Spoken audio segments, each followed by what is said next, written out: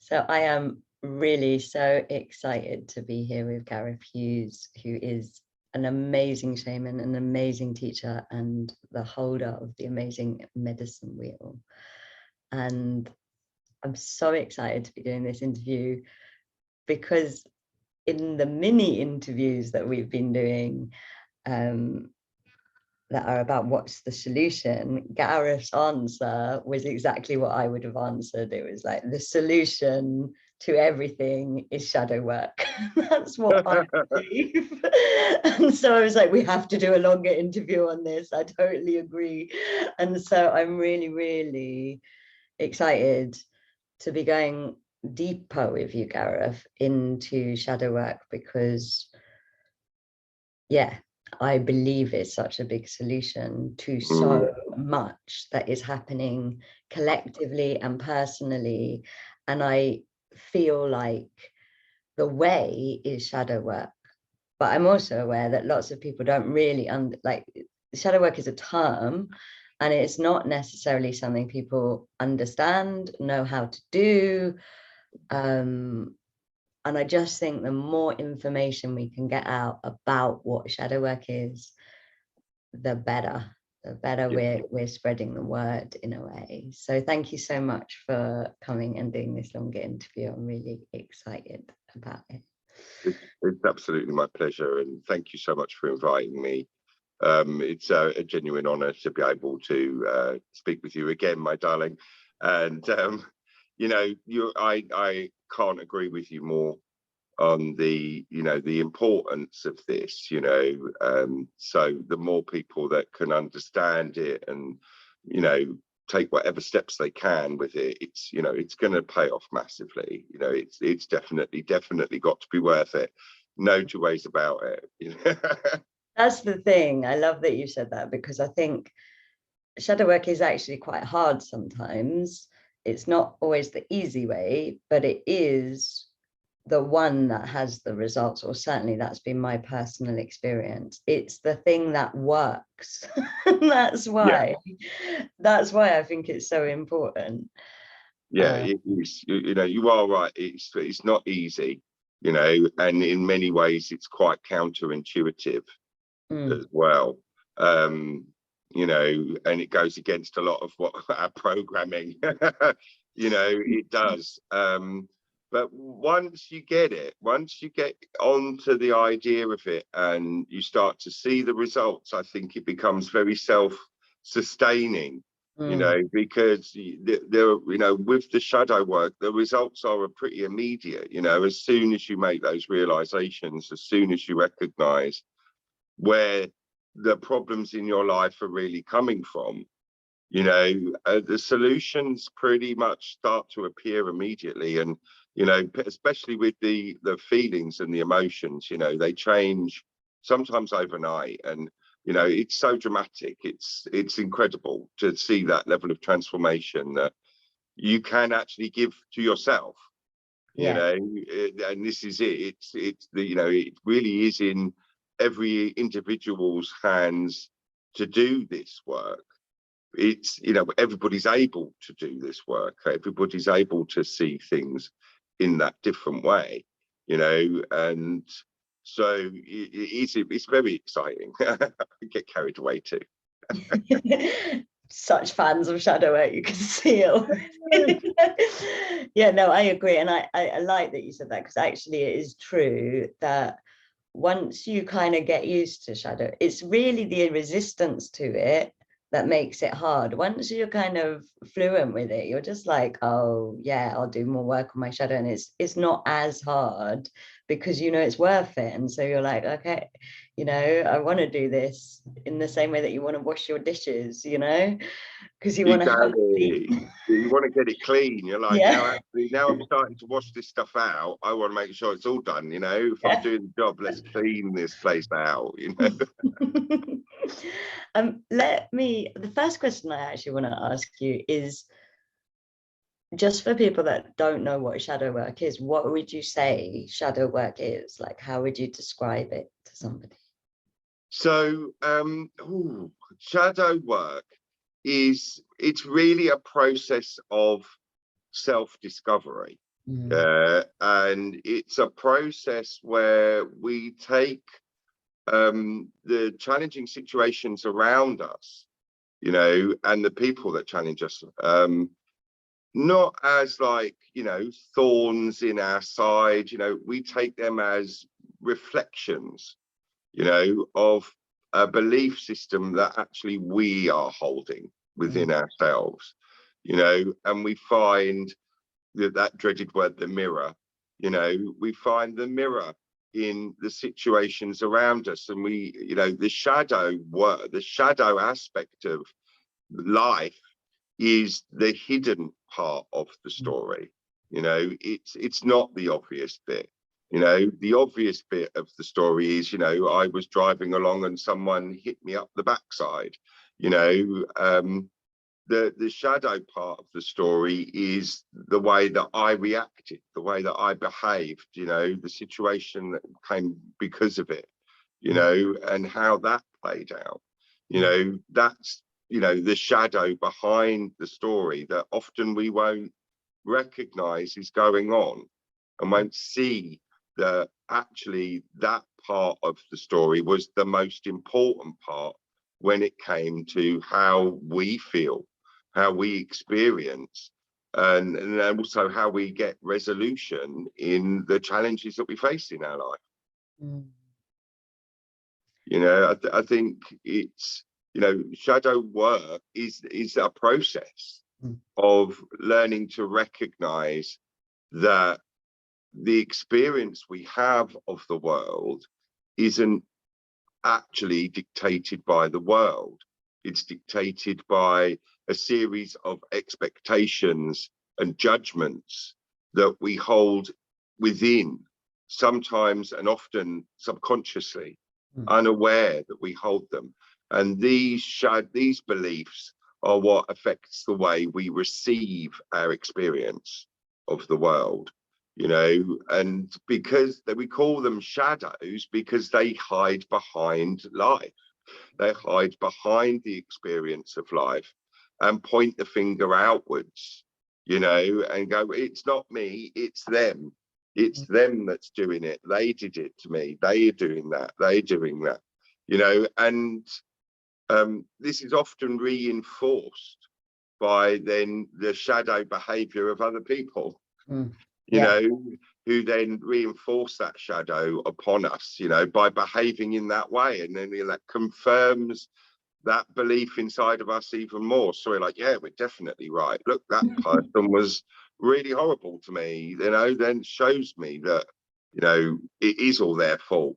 You know, it isn't anything to do with me, you know, and that's the wall of, you know, the barrier, if you like, that we build that casts the shadow. You know, it's that barrier in our mind that says, no, I can't own this. I can't be this. This isn't me. This is them. They're making me feel this way. They're making me suffer in this way. You know, it's that wall that we build that is actually the block that creates the very shadow that we talk about. And then behind that shadow, anything we don't want to hold and own as ourselves, we will banish to that dark space, you know. And this is why the shadow work is also very beneficial, because often when we are pushing aspects and belief systems about ourselves into that shadow, behind that wall, we move our own gifts and a lot of our own energy and our own creativity gets pushed behind it as well.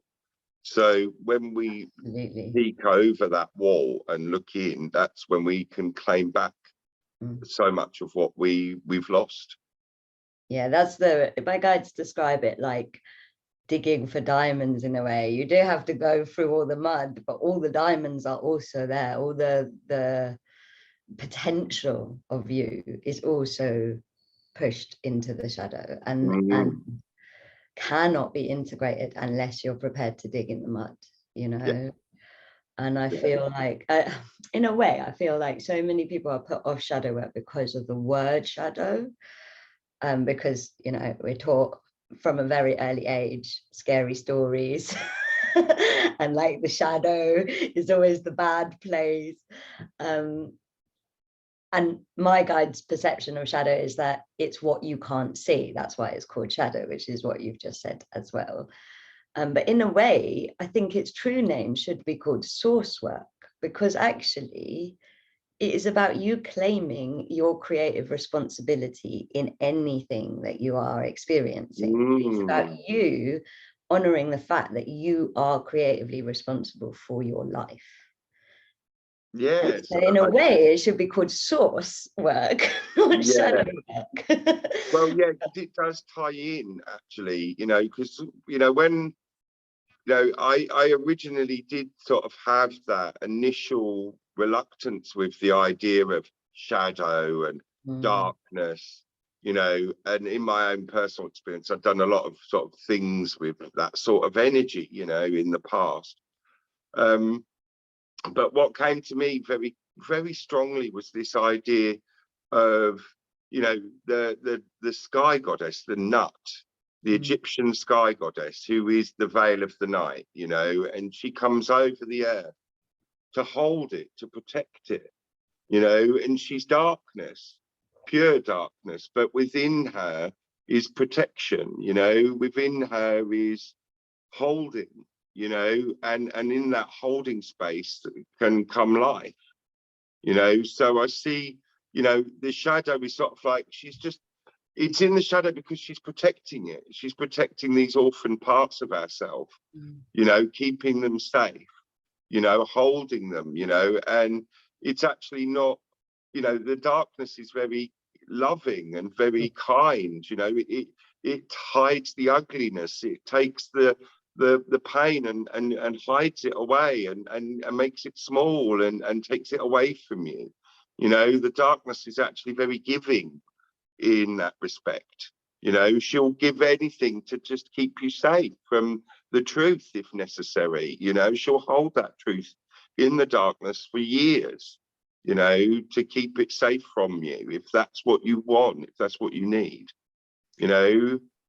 And I think that aspect of it is also, you know, recognizing that, you know, the shadow doesn't have, you know, any blame attached to it. You know, the shadow is only us desperately trying to protect, you know, ourselves and to hold ourselves in what we can think of or see as safety.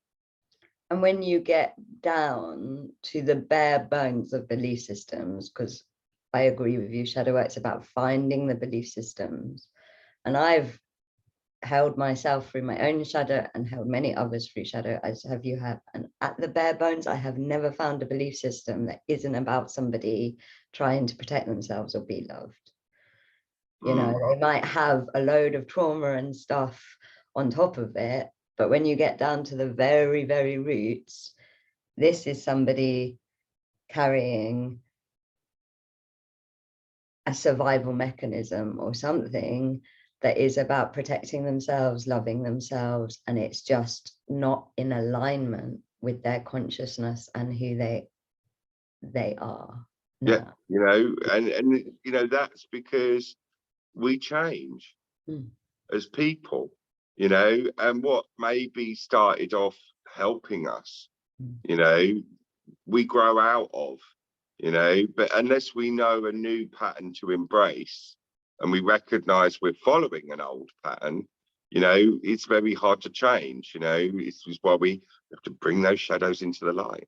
Yeah, definitely. And would you say, so I agree with you, it's like almost you have to make room, you have to remove the old belief system to make space for something new. And so if somebody is beginning shadow work and going, okay, I get it, I get that it's belief system, what would you say is, like, how does somebody begin shadow work? How do they, obviously there's lots of different techniques, I have mine, you have yours, but like from your perspective, what would you say is the best way in shadow? I think that, you know, there's two sort of approaches really. You know, there's a sort of, you can go from the mind angle, or you can go from the heart angle, you know, and both work very well. You know, the mind angle is like, right, go and do the research. You know, Carl Jung was the first person who really formalized the idea of archetypes and shadow archetypes and light archetypes, you know, and although his work, you know, is of its time, it's a great baseline to get an idea of the concepts, you know, and that way, you know, once you're familiar with the concepts, you'll then start to identify the shadows in yourself as you're learning. You know, you'll start to see, oh, hang on, I do, oh my God, that's part of me.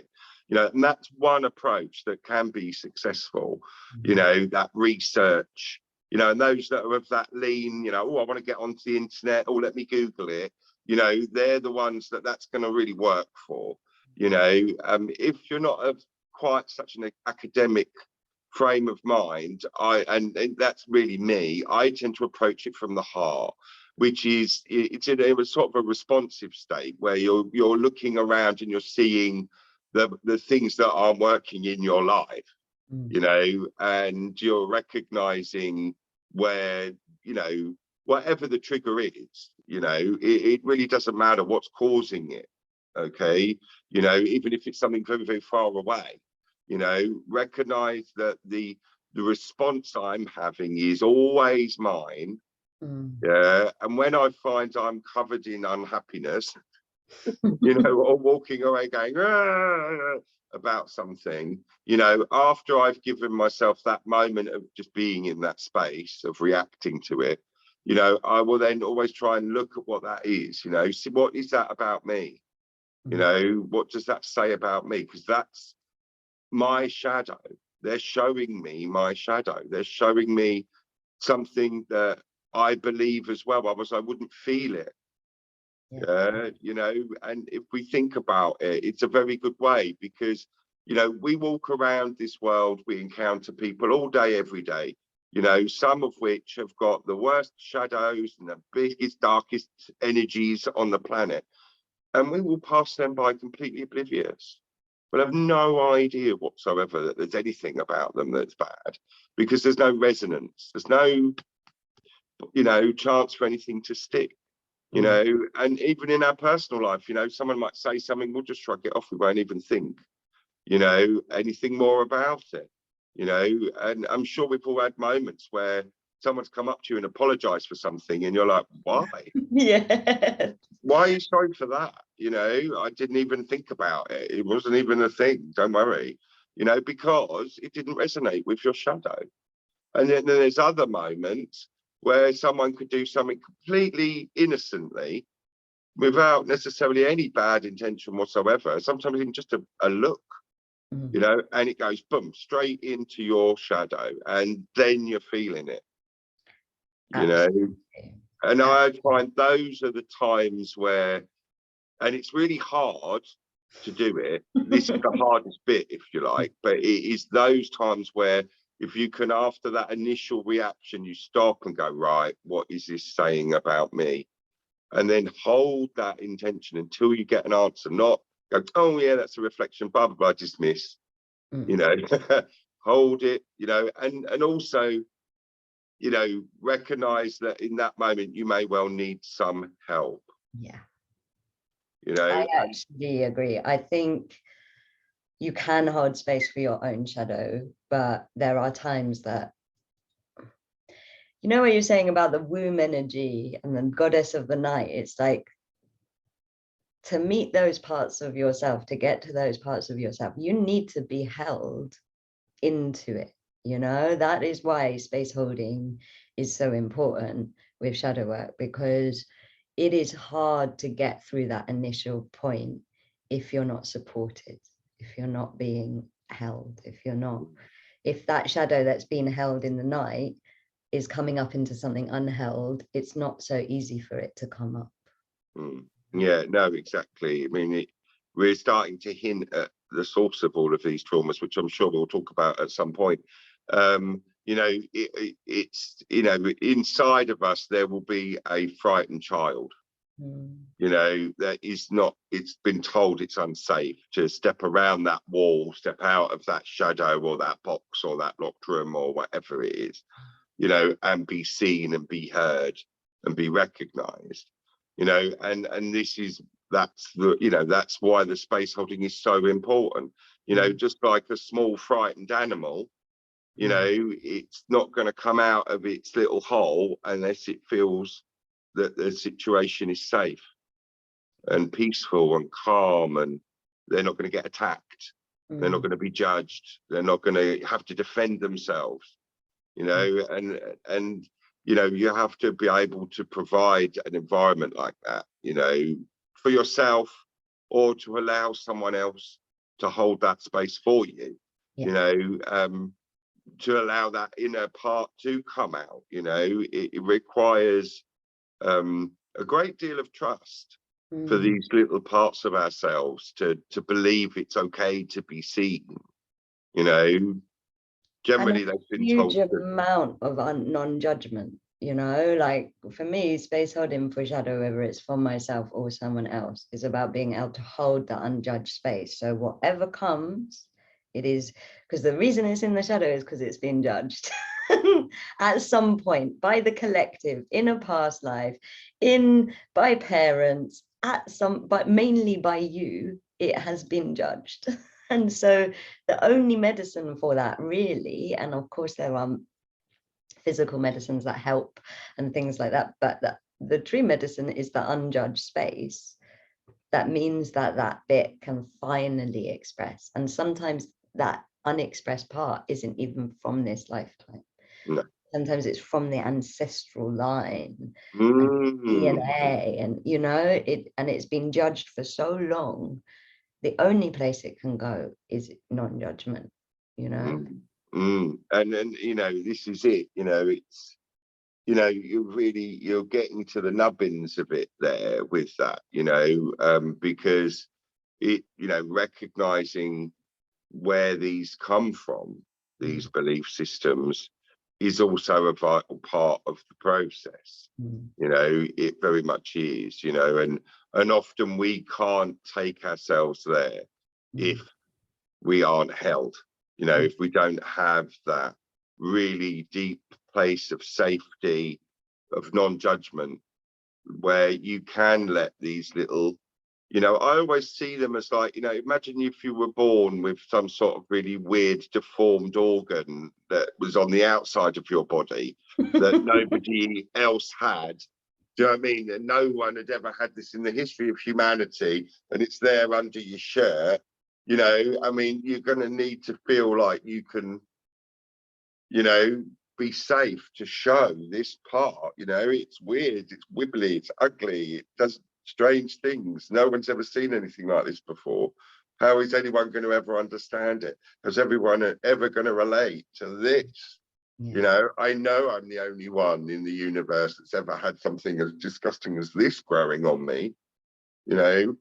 And so, yeah, you're right. We have to go to those extraordinary lengths to create safety, you know, and in those places, you know, it's, so, you know, although people, you know, are looking for that, you know, they're ready to come halfway with that, you know, as soon as you open the door, people will walk through, you know, they will, because, you know, we all crave instinctively you know, the truth.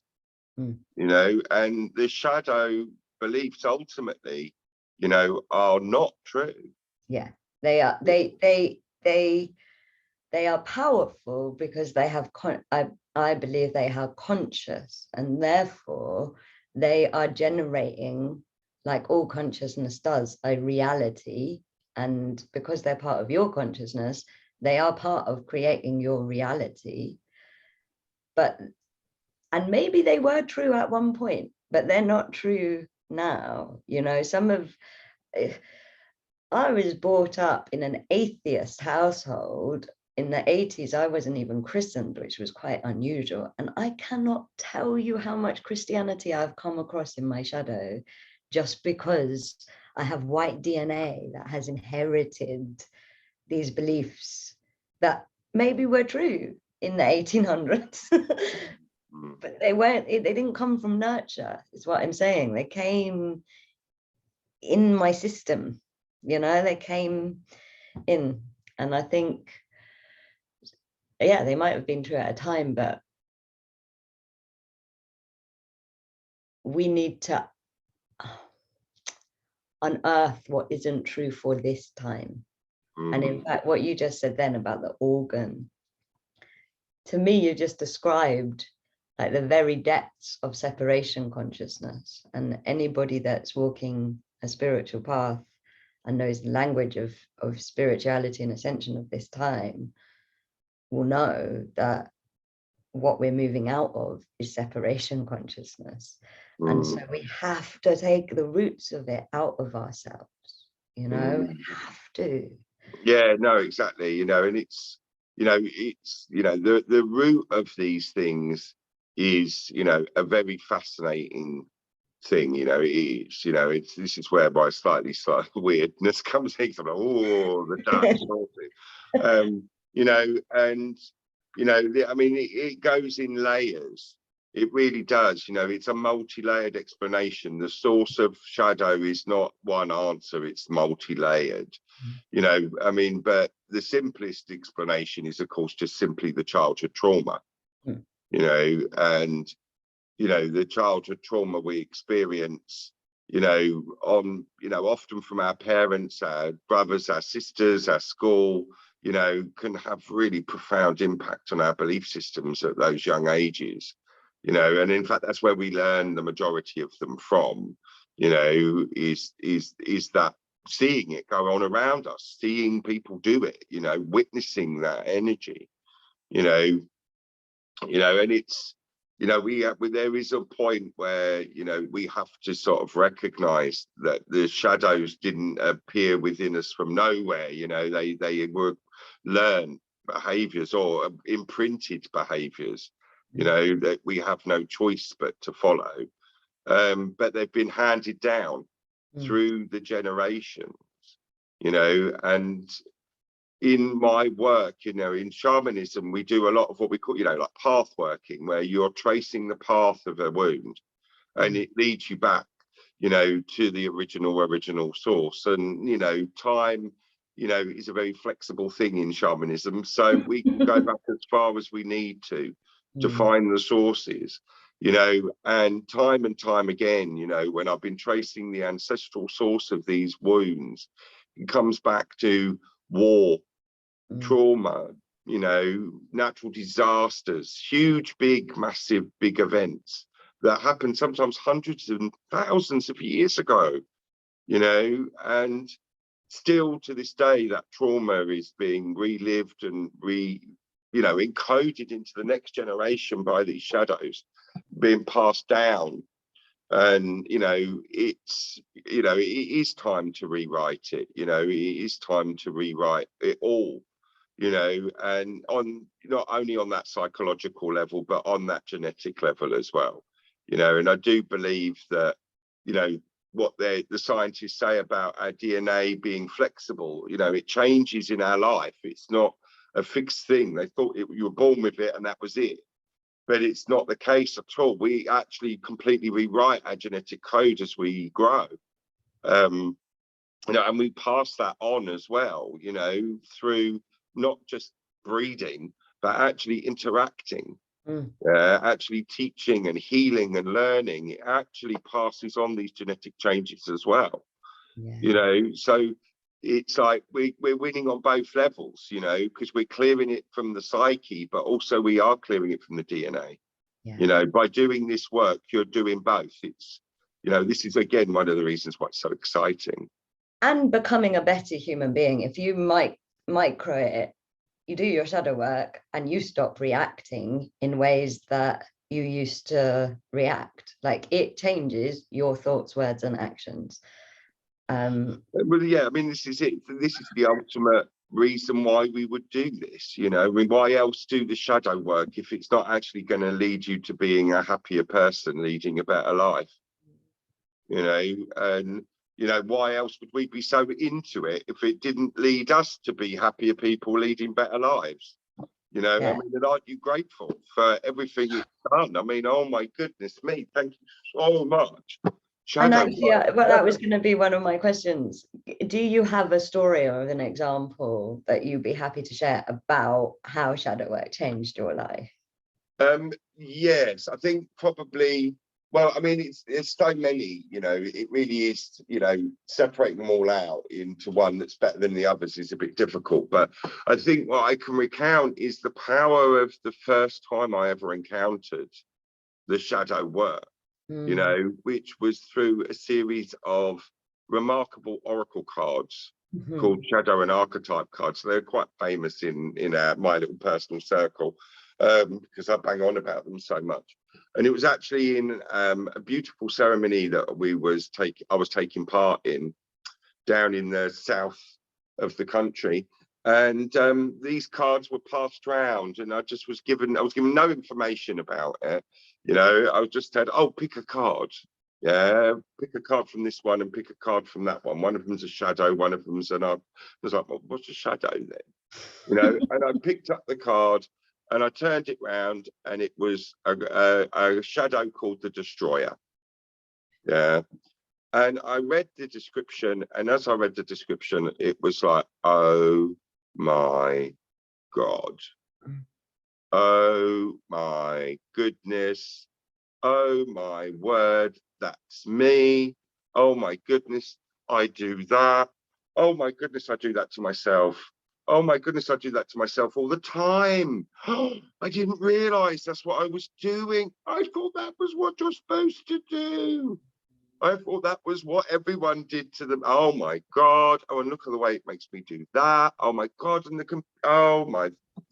And it was like literally a cascade of realization of like switching a light on in a dark room, literally. And then Illuminating the shadow, literally. Exactly. All of these behaviors that had just been a random bag of stuff that I'd never really thought about or pulled together suddenly made perfect sense, you know, and I understood exactly why I was doing all this stuff. And I was like, OMG, you know, and that was 7 years ago, you know, and I have to say, you know, even to this day, I'm still learning, I'm still processing that original shadow, you know, I'm still learning, you know, how that impacted me and how that story, you know, really actually is part of what turned out to be PTSD from my childhood and the experiences I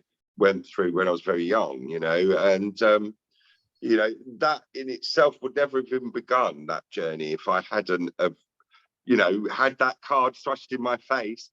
You know, I will say there's also the other side with this work, which is those archetypes, which is the positive ones, you know, and, you know, I also got a very powerful positive archetype, which was called the Eternal Youth, you know, and it was describing my energy again so perfectly and helping embrace that part of myself, the truth of myself, and bringing that truly into integration.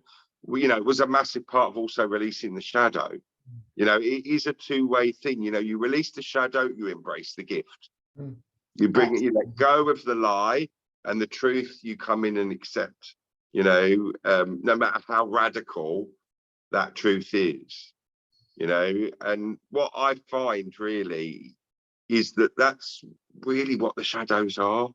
The shadows are a veil that we place over our gifts, because our gifts are so radical, so powerful, so amazing, that we feel we can't be trusted in the world because the world is scared of true power. Yeah, you know, and there are the real old shadow belief systems that run through every society, particularly the Western societies, go back a very, very long way, and they are instilled and created by the people that are in charge of managing the population. Okay, the people that place themselves in charge of managing the population have created shadow belief systems to make their job much easier. Yeah. And these belief systems, and I don't want to get into conspiracy theories, but they run through everything. Yes. You know, you are told these archetypes in your fairy stories. You know, one of my biggest shadow revolutions was when I was doing work on the feminine energy, and I realized that you know, I had a trigger. So I had something go on in my personal life, which when you actually commit to doing shadow work, if you sign up for a shadow work course or do ceremonial work, shamanism, what happens is the triggers come. Like the universe has gone, okay, you said yes, and the triggers start coming through your friends, your family, whatever's going on in your life. And I'd got triggered about my relationship with love and being in love.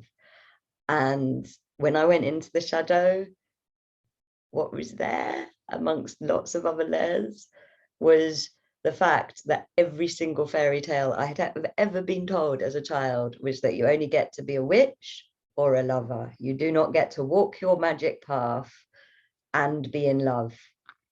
And those two are always fighting each other in every fairy tale. The maiden and the witch are always fighting.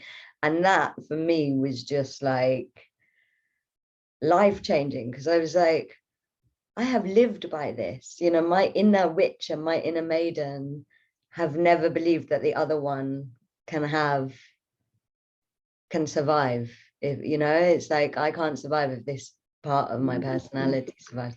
And it's just unbelievable how much this stuff is in everything in society. And that's when we get into everywhere, the tentacles, you know. And yeah, bless Walt Disney. Thanks, Diz. Thanks, Diz. Superstar, man. Good job there. Good job. And that's when we get into shadow work actually being activism. You know, for me, I do shadow work also in response to what I see on the collective, because I'm like, if it's affecting me, it's in my shadow. And that means that I can go in on the root level and start to change it, so that I stop witnessing it in the collective. Yeah, exactly. And you know, that is really important. And you know, the thing is, you know, it is a bit of a minefield when we start talking about the bigger sources and stuff and where it's really coming from. But actually, the idea that you do need to create some fanciful story, you know, or convoluted story to explain it is false. Yeah. All there is going on in this is humans being humans. Okay. And although the powers that be, if you want to call them that way, you know, or the human beings that are in the position of control and management of population, have been in there they've been doing it for a very, very long time. You know, it's the same families, they've been doing it for thousands of years. It has not changed, particularly in this country, for about 1,000 years. It's been the same group, basically, all the way. And they haven't done their shadow work either. Yeah. Well, this is it. You know, all they're doing effectively is doing what works. Yeah, you don't need a conspiracy. You just do what works. This works. Yeah, you know, maybe it was an ancestor 500 years that stumbled upon it, but it works. They're not going to let it go. They'll keep doing it, passing it down through the generations. This is what works. This is what works. This is what you do. This is how you rule. This is how you are. This is how you treat them. You know, and each time they find a shadow trick that works on the population, it gets harvested, formalized, ceremonialized, and put into our laws and told that that's the way it is, you know. And you know, it's purely, you know, because it keeps them going, it keeps working like anybody else would do if they were in that situation, like our families always did. When we found something worked, we went, oh, this works, let's pass it on. You know, the fact that the people in charge, their ancestors weren't coming perhaps from the most altruistic place, unfortunately, is the reason why so many of these patterns are so damaging and disempowering. Because we have to be honest, the people that rose to the top back in the medieval days were pretty mean, psychotic, despotic, vicious, killy people. So, you know, and that's the start of all of those families' origins, you know. So they began with that pattern of behavior, that original shadow, which of course has never been challenged because it gave them everything they wanted. Because they haven't done their shadow work, you know. Yeah, I'm well, why like, would they do their shadow work? When is it ever being challenged? All they're being told is your shadows are great, my lord. Your shadows are exactly what we need, my lord. Oh, we're so grateful, my lord, for the way you rule us. Yeah, you know, and they're like, yes, that's what you should be, sir. Yeah, reinforcing the shadow again, you know, and that's why their shadows have persisted, because they've never been challenged. They've never had to challenge them. When did you go through, look at your shadows when everything was great in your life? Never. Exactly. The reason, you know, we're doing this just before an eclipse window, the reason I love eclipse windows astrologically is because they trigger everybody, and the magnetic movement of an eclipse window brings up the shadow, and it's when your life isn't right that you go in, you know. It's when those emotions are high, it's when things are not in flow.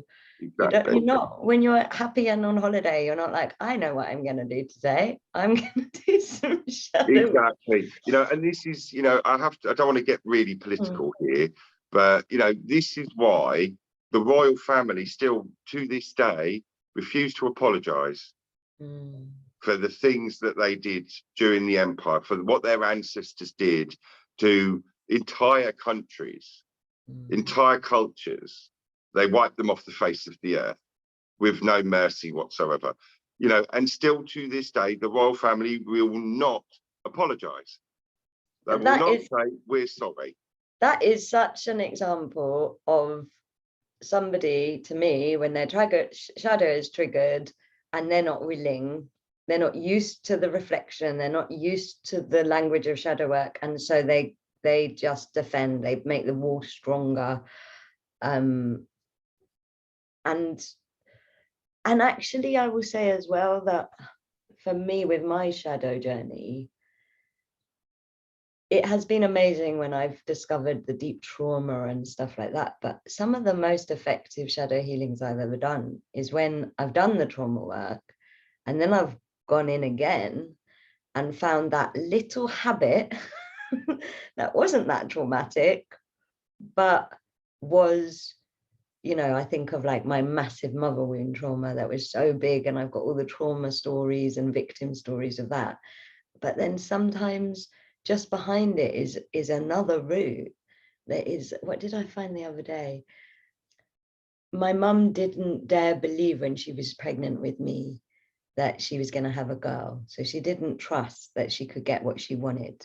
And that wasn't the big trauma story I've got about my mother wound, but that not trusting you can get what you want has affected my ability to manifest, my ability to believe in myself, and so sometimes I think that what you find in shadow can feel like almost a minor thing, but it can have such a huge impact on how you're behaving.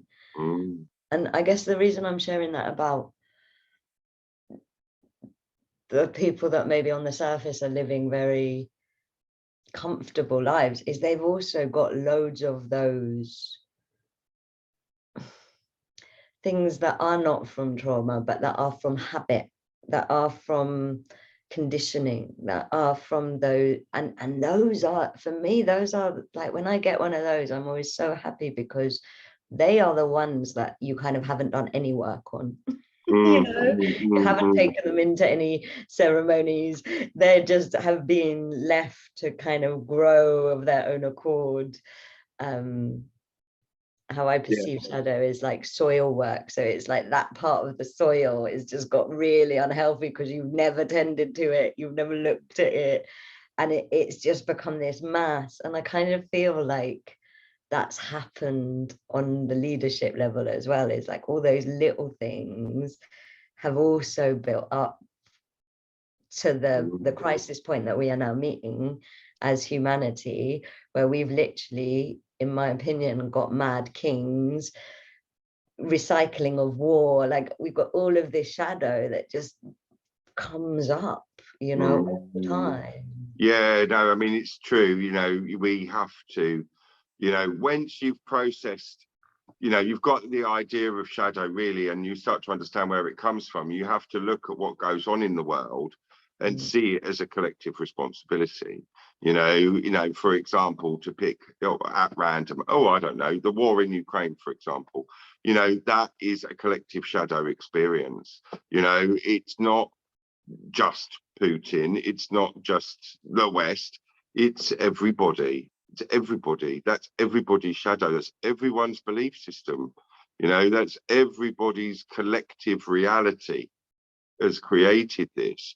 You know, we've all allowed it in whatever way, you know, whichever way you want to think about it. You know, either we allowed despots to rise up or we elected idiots. You know, whatever we did, we allowed this, we created this, we cannot escape this responsibility, you know. And that isn't to say that we should all run around rinsing our hands and feeling guilty, but it's another very important pointer, you know. And when we look at the world, you can see there's a finger point straight back at you, yeah, and says, yeah, what you see out here, what you switch off from when you go, I can't deal with the news anymore, yeah, that's what's in you. Yeah, if you want it to be different out there, deal with what's in here.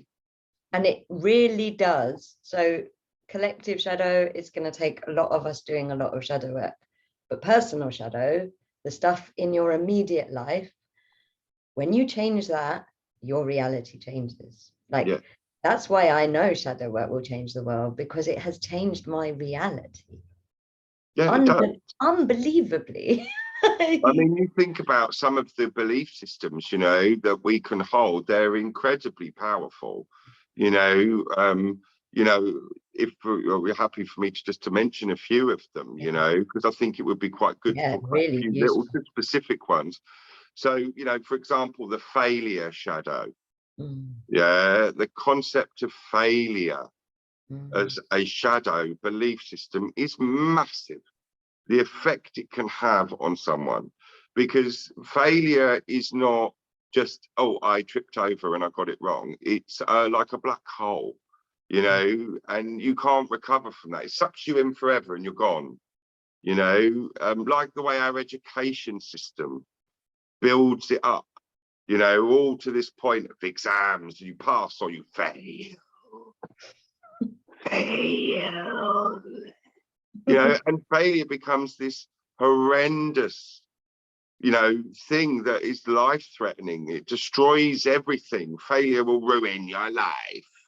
You know, that's what we say. You failed at life, you ruined, you know.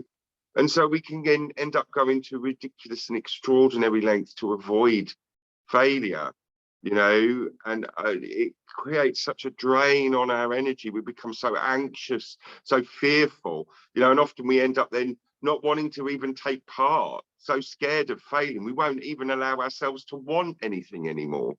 My guides even say that if you're late regularly, that is fear of failure, because you fail by being late in order not to fail. So it's like you create a way to fail before it's even begun. And that's the shadow of being late, apparently. Today, so that's me. Fabulous. Wow, the finger points straight back at you, eh? I like that. Isn't that amazing? You know, like how it can, that's an example of how it can, like on the surface level, feel like it's nothing to do with the failure shadow. And then you go in and you're like, oh, okay, that does make sense, actually. That's my protective shadow, protecting me from the fear of failure that I probably got in school, parenting, past lives. And therefore, it's meaning that I turn up late all the time. Yeah, you know, and this is it, isn't it? This is one of the beauties of the shadow work, you know. I mean, even just having a discussion about it, oh my God, we're having some therapy at the same time. Great. You know, and yeah, I mean, the failure shadow is one that, you know, I find a lot of people are very affected by, you know. But there's one other shadow, if you would indulge me, that I would like to talk about, okay? And it's one because it is such a universal shadow. Yeah, it is universal. Okay, apart from, I think there's a few places in Africa, a few tribes, the cultures in Africa, a few of the matriarchal tribes that don't carry this shadow. But every other corner of this earth, it exists, and it is called the dark goddess. Yeah. And the dark goddess is the concept of the demonic feminine. Yeah.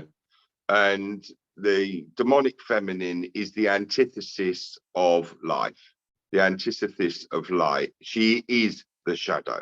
She's the very source of it, you know. And this concept, you know, that is associated with the feminine energy, yeah, is one of the reasons why we live in a patriarchally dominated world. And all religions are going towards the sun. Well, not all of them, but a lot of them are going towards the sun rather than going towards the earth and the source of life. You know, and for me personally, you know, if there was such a thing as an original sin, yeah, that was it.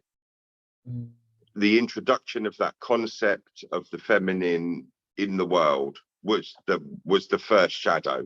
I'm willing to believe that. You know, it was the first distortion of the truth. You know, and if you look at it, it's actually encoded in the Bible. You know, the Adam and Eve story. That shadow. She is the dark goddess. She had everything. She was perfect.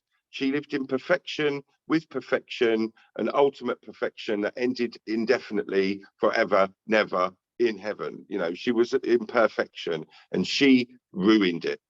She chose to destroy everything, because that's what a woman does. You know, and that is the concept. That's the dark goddess.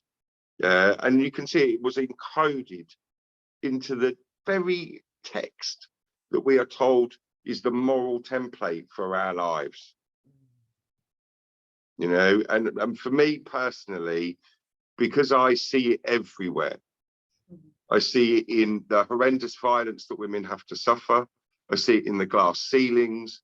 I see it in the misogyny. I see it in the objectification, in the over-sexualization. Yeah, in, you know, the depression. In women's relationship with themselves, when they look in the mirror, with their blood, with all of it. It's across the board, yeah, because men are as affected by this as women. Yeah, you know, and you know, the one of the main reasons why men are in so much pain and suffering themselves through, you know, this inability to connect to their own inner world and their own emotional landscapes is because of this concept. Yeah, you know, as a woman, you have to carry the burden of the dark goddess. You have no choice. You are born into it. You know, it's what your mother gave you. It's the dark legacy that goes along with all the gorgeous stuff. You know, every woman has to be born carrying the dark goddess with her. You know, whereas men can distance themselves from it. Men don't have to carry it. They can pretend it's nothing to do with them. But you know, as we were saying, you know, when we shove things behind a wall, we push all of our gifts along with it. You know, when men do that and distance themselves from the dark goddess, they push their entire feminine side into the darkness. And therefore they then lose touch with their own emotions. You know, and men that have it very strongly, you know, are the ones that will be violent towards women.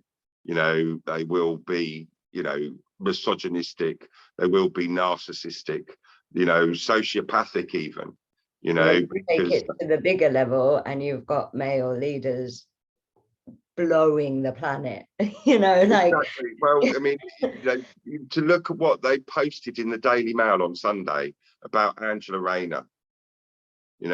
Feel free to cut this bit out, but they basically said Angela Rayner is the deputy leader of the Labour Party, and they said that because she didn't have the debating skills of the Oxford Union, the way she got Boris Johnson off his track was by crossing and uncrossing her legs, because she's got long red hair, and she's thin and she's attractive. But this is our collective shadow, like this is the moment, you and me both got angry there. But when you shadow work, what you then do is you go, no, this is part of our collective shadow. Where's the part in me that held those belief systems, that inherited them? Where's the part in me that crosses and uncrosses my legs and believes that's the only way? Where's the part in me that believes that inequality? Because when you get rid of that part in you, then you live your true humanity. Exactly. And that's how we get a better world, isn't it? This is how it's going to change, with every single person, one at a time. From me, you, to Boris Johnson and Putin himself. Everyone. We all will. And the thing is, we can't expect them lot at the top to change until the entire pyramid supporting them no longer is willing to go along with it. And that's why it has to fall to us, every individual, every person, because we are that pyramid, aren't we? We're part of society, whether we like it or not. We're on this earth, we're living, we're breathing, we're interacting with stuff. We have a part to play, And what I love is that whatever other commitments you have, you might not be able to go out with a placard, you might not be able to write letters, you might not be able to do whatever other activism. If you do the shadow work, you will be making a difference. You are. Well, how can you not? Yeah. It's, I think you think of the butterfly effect, that, the butterfly flaps its wings in Singapore, 6 days later, there's a tornado in California, and, I think that is literally like every single person that owns even a small part of their shadow is putting a drop of light into the world, and that ripples out. And they're breaking the mechanics,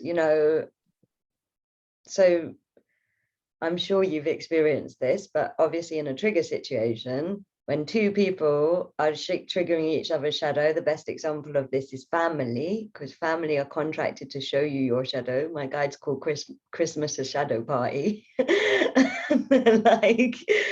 But when one of you does the work, that pattern can't happen anymore. And you see the other family member change without them doing their own work, just because one of you's broken the pattern, one of you's broken the thing that causes the belief systems.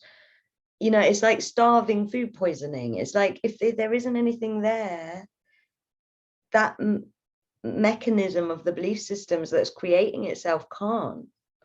I think you're right. And that particularly as well, if it's relationships, isn't it? Romantic relationships, is where that shadow work can be so deeply transformative, especially if you get both sides engaged. And if you get both people willing to do that work, I swear to you, they will last forever.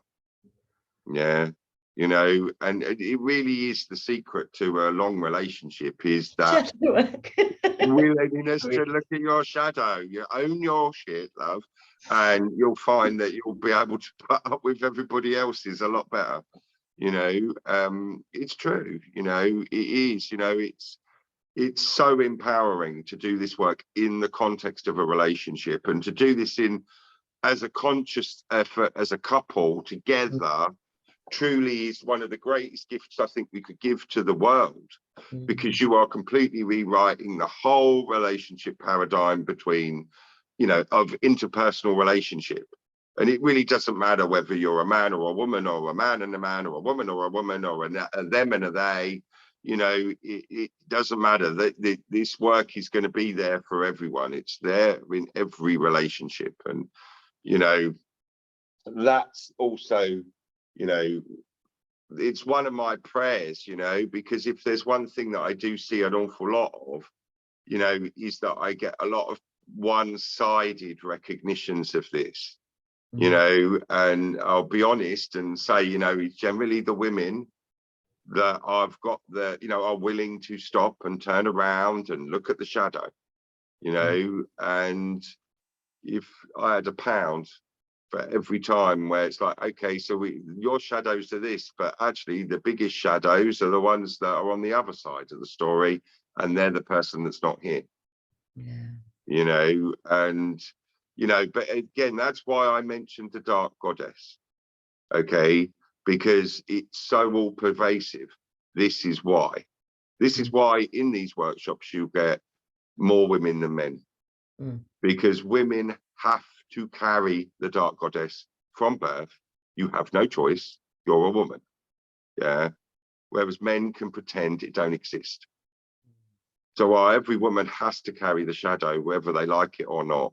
You know, a man can pretend they don't have it and then go around going, I don't have it, it's not in me, I'm not a woman, I'm not dark goddess, I'm perfect, I'm man, I never do anything wrong, do I?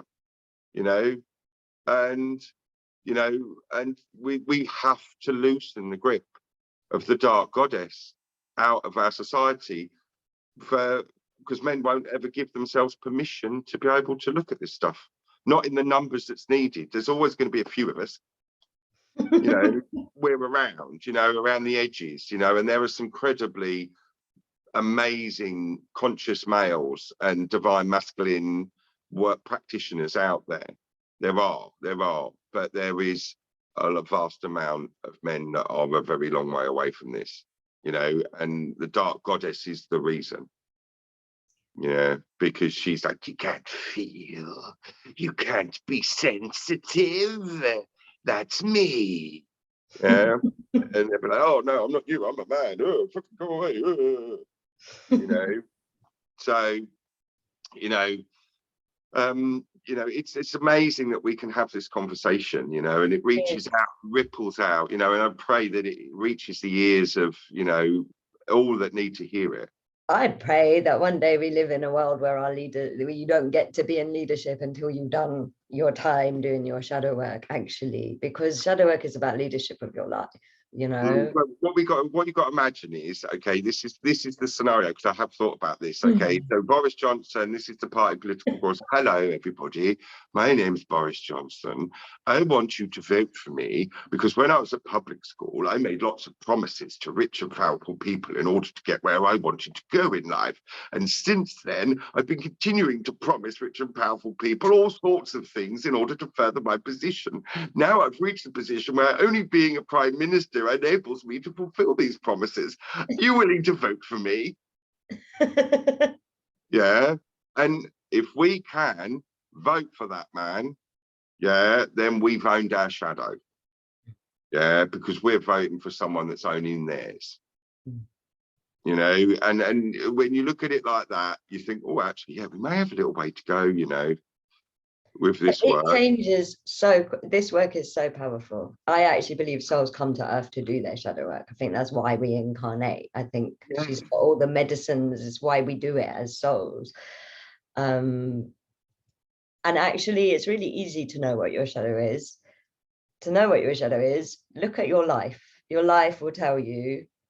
Your life is a map of your consciousness, and everything you like that's going on, that is in your consciousness, and everything that you don't like, that is your shadow. I promise you, the life is your map of your consciousness. It's all pointing within, isn't it? And it actually leads us back to the beginning where we were talking about the projections, you know, and recognizing that when we're projecting those things outwards as triggers, you know, it's pointing inwards to ourselves. You know, so yeah, amazing. One last question, Gareth. Because I see this a lot, when people are willing to do the work and they go into the shadow and they find the belief system, one of the questions I get asked so much, and I try and give as many tips and tools as I can, but I just love you to give yours, is how do you release it? Because yes, once you realize that, you can change it, but I know a lot of people feel the energy doesn't release that easily when they're doing shadow work. It's like, No, it doesn't. how do you release the shadow once you've got it up? Yeah, well, you know, this is where sometimes, you know, it's there's, you know, there's releasing the shadow and there's releasing the block to the shadow.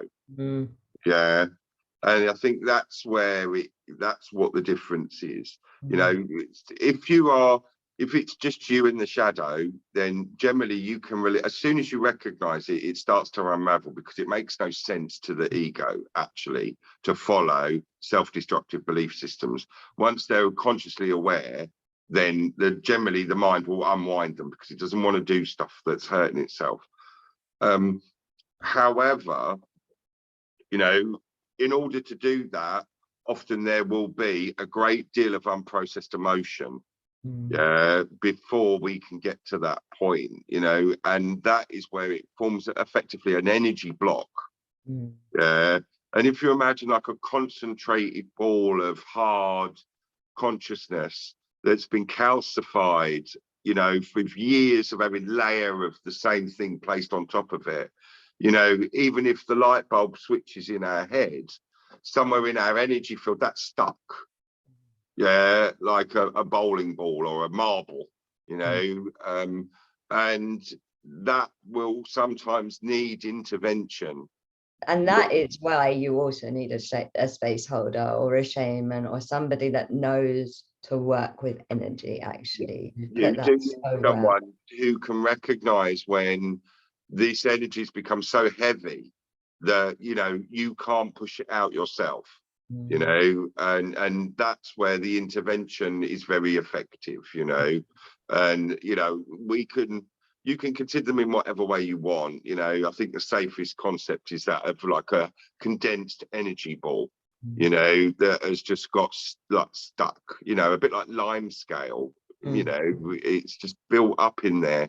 And, you know, no amount of like just gentle love or flowy forgiveness, which is the key to shadow energy, it's always love and forgiveness, you know, is enough. It needs surgery almost to remove it, you know. And sometimes with ones as you were talking about, you know, that are DNA, they're soul level, they've come in from previous lives, from ancestral lives, you know, they can be, you know, something that actually really does require that. In order to shift, it requires extraordinary measures, you know, and, you know, the willingness to accept healing from, you know, and to look for the people that can work with the shadow energy, you know, is incredibly important. You know, it is, you know, and, but that's why more and more people are waking up to it.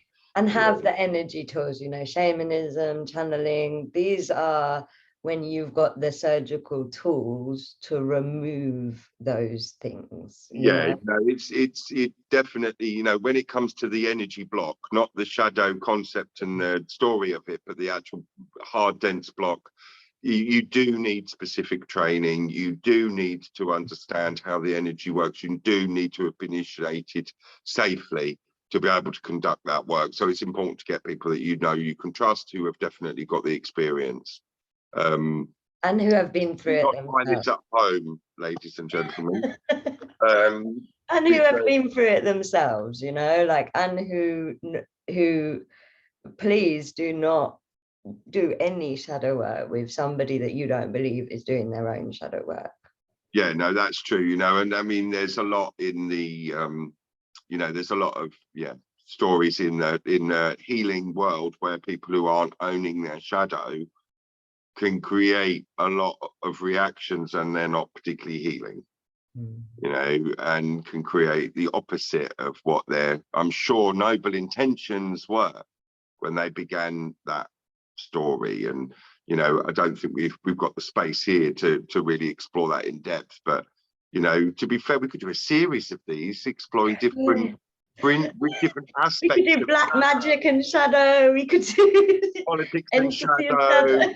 you know, personal relationships in the shadow. You know, there's a whole series of things there, you know. Let's do it, Gareth. viable, Let's do it. The more people are talking about shadow, let's do that series when we both have time. Because the more people that are talking and learning about shadow, the better. Yeah, exactly. You know, and you know, there's a few, you know, the ones about, yeah, there's a few, oh come on, let's think about it. Actually, there's a few really good topics there, actually. Would be good. You know, the one about, let's talk about the shadow and spirituality, you know, because that one is, you know, and I know from our personal experience the deep ripples that creates for people. And then, and you know, as your light gets brighter, your shadow gets stronger, you know. And so as I am so grateful for all of the light work practices, they're amazing, but